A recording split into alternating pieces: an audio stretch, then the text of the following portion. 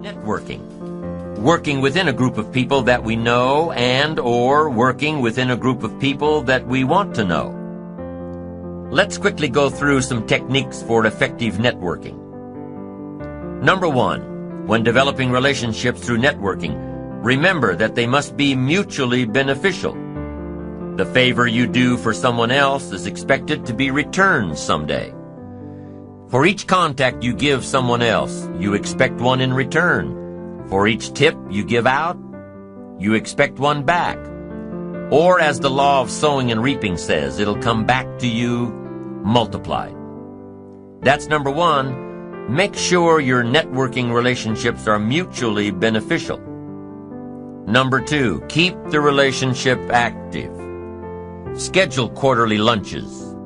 Plan to meet at Chamber of Commerce networking events. If you see a story about your contact in the newspaper, clip it out and send it to her with a note of congratulations. Send articles that may be relevant to his or her career. Keep in touch. Don't just call when you need something. Keep in touch. Number 3, express your gratitude and appreciation. Make it clear that you're appreciative of the contact or tip that was sent your way. Send a finder's fee if your latest deal was the result of your contact. Send a special gift if a tip panned out. A man I know got a stock tip in passing from an acquaintance of his.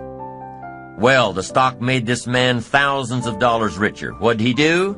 Sent a bottle of Dom Perignon and 2 very expensive gold-rimmed crystal glasses and a thank you note.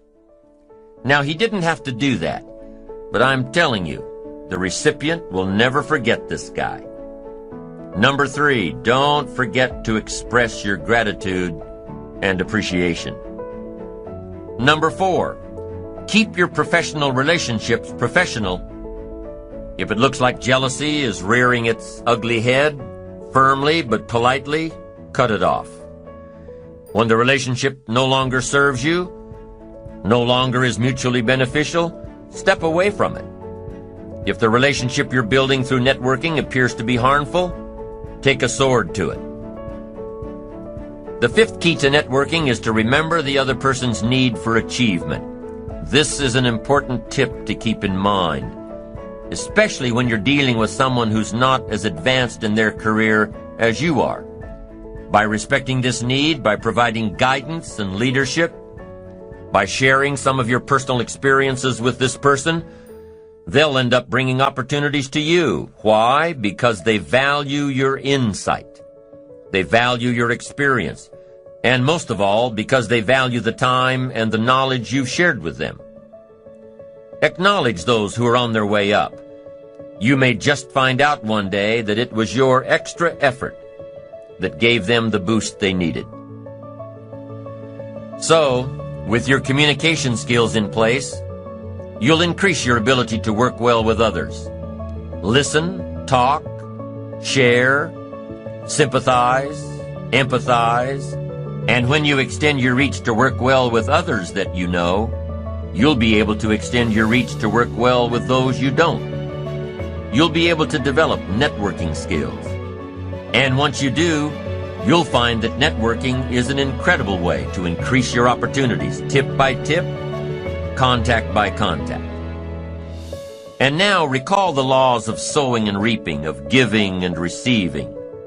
The more you give of yourself in an attempt to communicate well with others and work well with others, the more you give, the more you'll receive as you strive to build your ambition. And here's the last but most important key to working well with others. Learn to work with others that deserve it, not those who need it. You must follow the guidelines of life itself. Life responds to what? Deserve.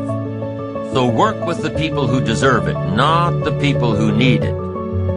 And here's what else you've got to do. Show people how to deserve it. How to deserve your work. How to deserve your time. How to deserve your attention. Show people how to make small steps of progress and reward them along the way.